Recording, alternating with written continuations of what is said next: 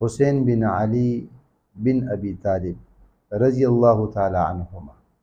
ان کے ایک بھائی تھے محمد بن حنفیہ، جو ماں کی طرف سے نہیں تھے اور والد کی طرف سے تھے۔ ان کے درمیان ایک دفعہ اختلاف بڑھ گیا، حسین رضی اللہ تعالیٰ عنہ اور محمد بن حنفیہ کے درمیان اختلاف اتنا بڑھ گیا کہ دونوں نے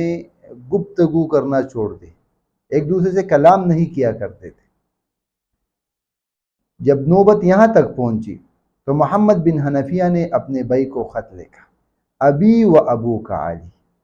اے حسین، میرے اور آپ کے والد اب علی رضی اللہ تعالیٰ عنہ، و امی امرأۃ من بنی حنیفہ، اور میری والدہ بنو حنیفہ سے ہے، ولا ينکر شرفها فی قومها، اور انکار نہیں کیا جا سکتا میری والدہ کا شرافت، اس کا مقام اس کی قوم میں، ولیکن امک فاطمہ بنت رسول، لیکن آپ کی والدہ فاطمہ بنت محمد رسول اللہ صلی اللہ علیہ وسلم کی بیٹی ہے، لخت جگر ہے، وانت احق بالفضل منی، اور آپ مجھ سے افضل ہے، فسر الی حتی ترضانی،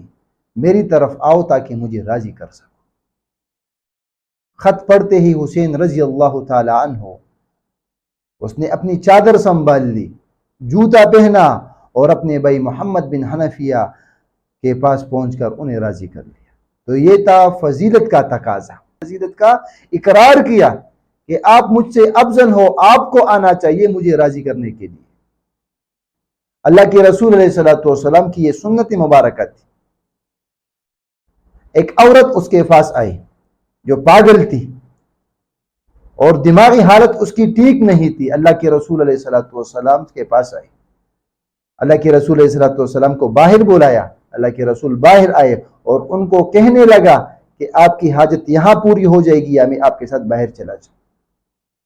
تو فضیلت کا یہی تقاضا ہے کہ ہم لوگوں کو معاف کریں۔ تو حسین رضی اللہ تعالیٰ عنہ کا اتنا بڑا مقام تھا کہ اس نے اپنے بھائی کو معاف کیا، اس کو راضی کیا اور خود چل کر ان کے پاس آئے۔